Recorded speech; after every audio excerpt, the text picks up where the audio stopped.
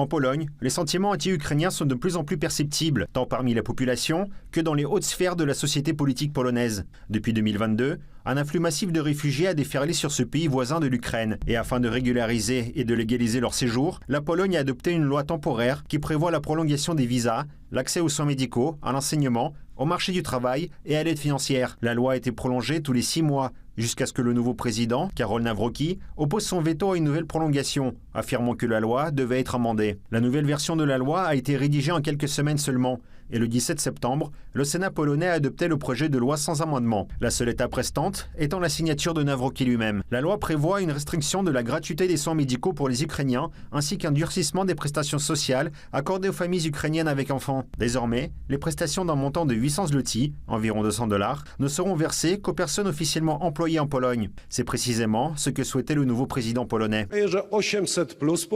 J'admets que l'allocation 800+, ne devrait être attribuée qu'aux Ukrainiens qui font l'effort de travailler en Pologne. Pareil pour les soins de santé. Mesdames et messieurs, si nous jetons un œil aux soins de santé, nous constaterons une certaine préférence pour les Ukrainiens par rapport aux Polonais. Les soins de santé auxquels les Ukrainiens ont droit, qu'ils occupent un emploi et payent une contribution santé ou non. Cela nous met dans une situation où les citoyens polonais sont traités moins bien dans leur propre pays, la Pologne, que nos invités d'Ukraine. C'est pourquoi, chers amis, je n'ai pas signé la loi d'aide aux citoyens ukrainiens sous cette forme, mais j'ai proposé mon projet de loi en appelant le gouvernement et tous les milieux politiques du Parlement polonais à travailler dur pendant les 2 prochaines semaines sur la nouvelle forme de cette loi. En effet, comme l'a dit Nawrocki, certains Ukrainiens n'apprécient pas vraiment les avantages qui leur sont offerts. Le mois dernier, la Pologne a expulsé environ 57 réfugiés ukrainiens qui avaient provoqué des troubles lors d'un concert, ce qui n'a pas plu aux habitants. Cependant, la Pologne est loin d'être le seul pays européen à ressentir une certaine lassitude à l'égard de ses invités qui s'attardent.